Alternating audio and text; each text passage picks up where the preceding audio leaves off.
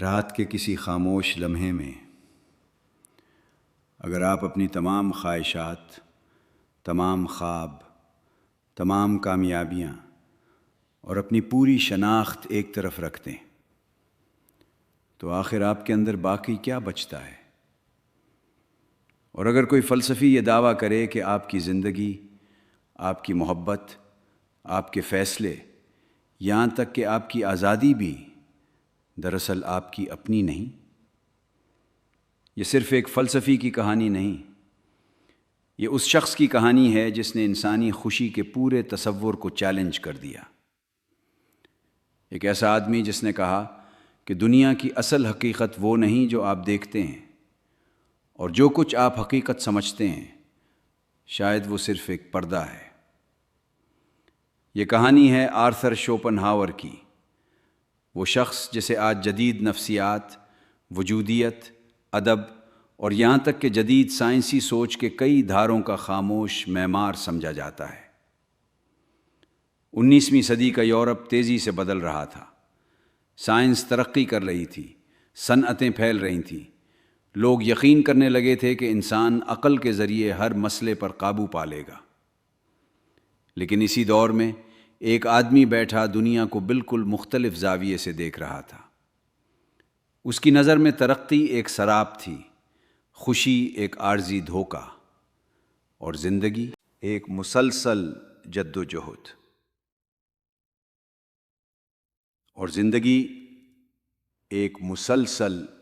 جہد۔ شاید اس سوچ کی جڑیں اس کی ذاتی زندگی میں بھی موجود تھیں۔ اس کے والد کی پراسرار موت، ماں کے ساتھ کشیدہ تعلقات، تنہائی اور برسوں کی گمنامی نے اس کے اندر ایک ایسا ذہن پیدا کیا جو دنیا کی چمک دمک کے پیچھے چھپے اندھیرے کو تلاش کرتا تھا۔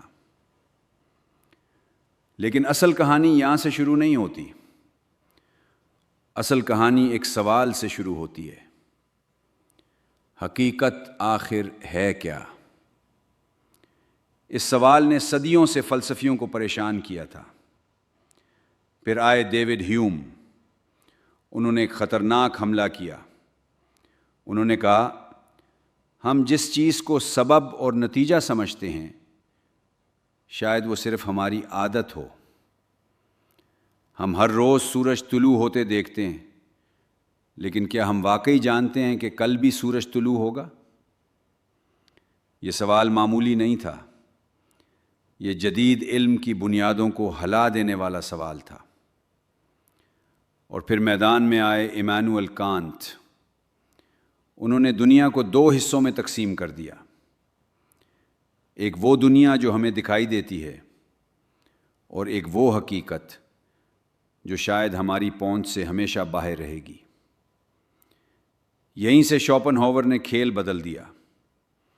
اس نے کہا، اگر وقت اور جگہ کے پیچھے کوئی اصل حقیقت موجود ہے تو وہ الگ الگ چیزیں نہیں ہو سکتی، وہ ایک ہی حقیقت ہے، ایک ہی طاقت، ایک ہی بنیادی وجود۔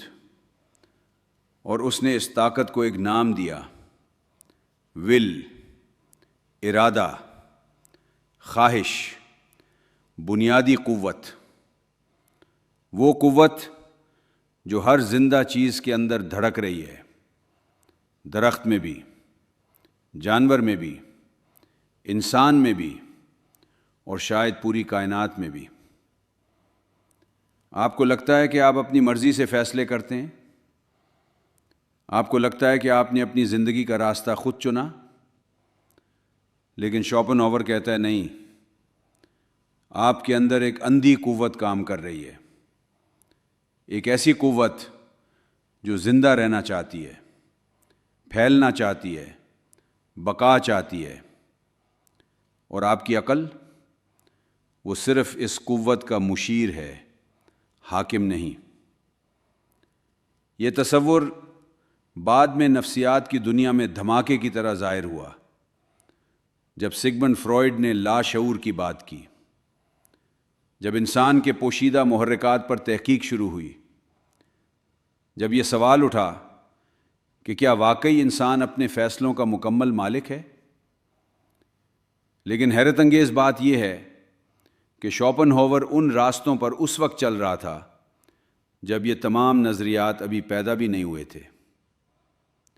لیکن حیرت انگیز بات یہ ہے کہ شوپنہاور ان راستوں پر اس وقت چل رہا تھا جب یہ تمام نظریات ابھی پیدا بھی نہیں ہوئے تھے۔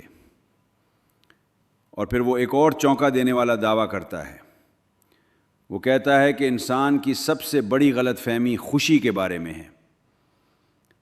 ہم سمجھتے ہیں کہ اگر ہمیں دولت مل جائے تو خوش ہوں گے، محبت مل جائے تو خوش ہوں گے، شہرت مل جائے تو خوش ہوں گے، لیکن جب وہ سب مل جاتا ہے تو ایک نئی خواہش پیدا ہو جاتی ہے، پھر ایک اور، پھر ایک اور۔ گویا انسان ایک ایسی دور میں شامل ہے جس کی فنش لائن موجود ہی نہیں۔ شوپنہاور کے نزدیک زندگی کی بنیادی حالت خوشی نہیں بلکہ بے چینی ہے، خواہش ہے، کمی کا احساس ہے، اور خوشی وہ صرف تکلیف کے عارضی خاتمے کا نام ہے۔ ذرا سوچئے، کتنی چیزیں ہیں جن کے لیے آپ نے برسوں محنت کی، اور جب وہ مل گئیں تو وہ احساس کتنی دیر قائم رہا؟ چند دن، چند ہفتے، چند مہینے، پھر زندگی نے ایک نئی منزل آپ کے سامنے رکھ دی۔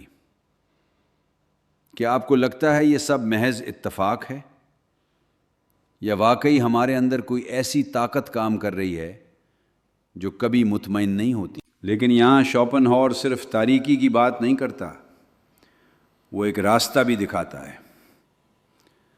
وہ کہتا ہے کہ اگر ہم سب ایک ہی بنیادی حقیقت کا حصہ ہیں تو دوسروں کا درد دراصل ہمارا اپنا درد ہے۔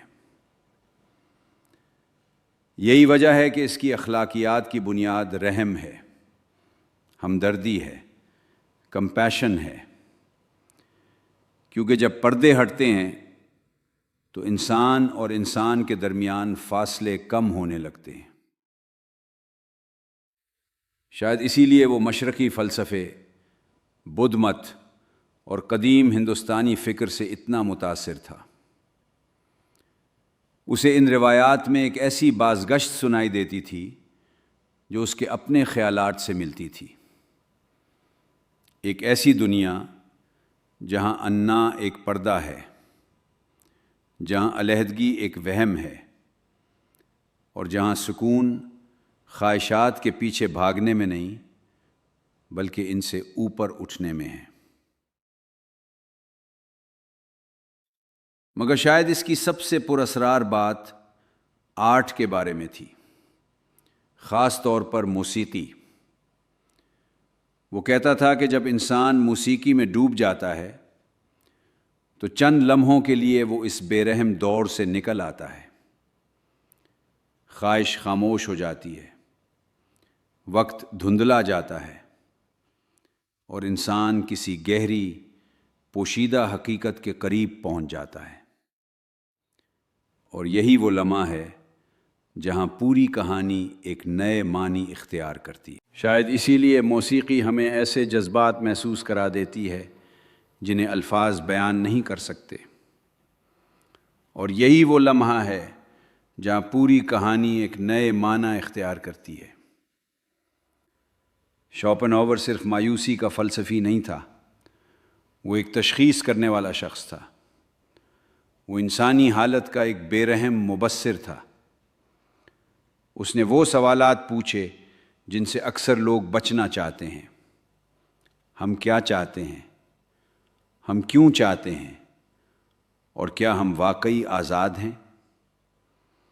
آج 2 صدیوں بعد جب الگورتھمز ہماری توجہ خرید رہے ہیں، جب کمپنیاں ہماری خواہشات کو انجینئر کر رہی ہیں، جب پوری معیشت انسانی خواہشات کو مسلسل بھڑکانے پر قائم ہے، شوپنہاور کے سوالات پہلے سے زیادہ خطرناک محسوس ہوتے ہیں۔ شاید اصل جنگ دنیا سے نہیں، اپنے اندر موجود اس ول سے ہے جسے ہم مکمل طور پر سمجھتے بھی نہیں۔ اور شاید سب سے پریشان کن حقیقت یہ ہے کہ جتنا زیادہ ہم دنیا کو بدلنے کی کوشش کرتے ہیں اتنا ہی ضروری ہو جاتا ہے یہ جاننا کہ آخر وہ کون سی طاقت ہے جو ہمیں خود چلا رہی ہے۔